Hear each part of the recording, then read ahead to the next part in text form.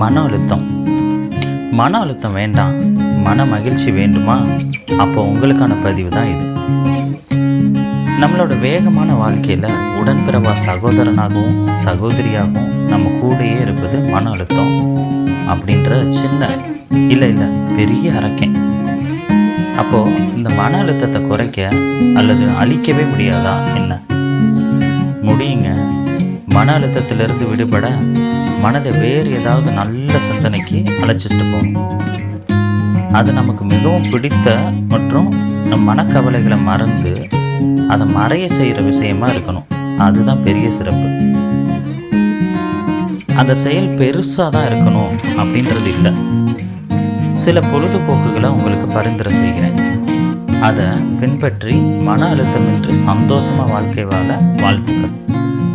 முதல்ல புத்தகம் வாசிக்கிறது. நம்ம நிறைய பேர் மறந்து போன விஷயம், புத்தகங்களை வாசித்து அறிவை பெருக்குவதோடு மட்டும் இல்லாமல் மனம் புத்துணர்ச்சி பெறவும் உதவுது. அடுத்து என்னங்க பண்ணலாம்? யோகாசனம் செய்யுங்க.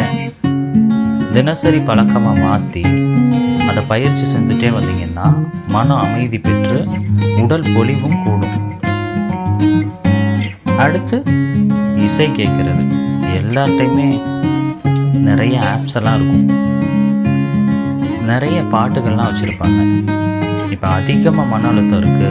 அதிக மன அழுத்தத்தை போக்க நம்மிடம் இருக்கும் எளிய வழி என்னது? இந்த இசையை கேட்குறது. மனதுக்கு இனிய இசையை கேட்பது அந்த இசையை மனதுக்கு இதம் தரும்.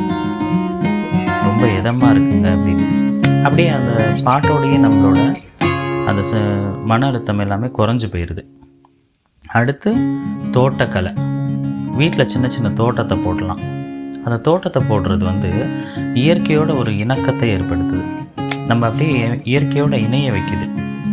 அதில் நாமே வளர்க்குற செடி கொடி காய்கனிகள் வகைகளை பார்க்கும்போது மனதோட அழுத்தம் குறைஞ்சிக்கிட்டே இருக்கிறதுக்கு அதிக வாய்ப்பு இருக்குது.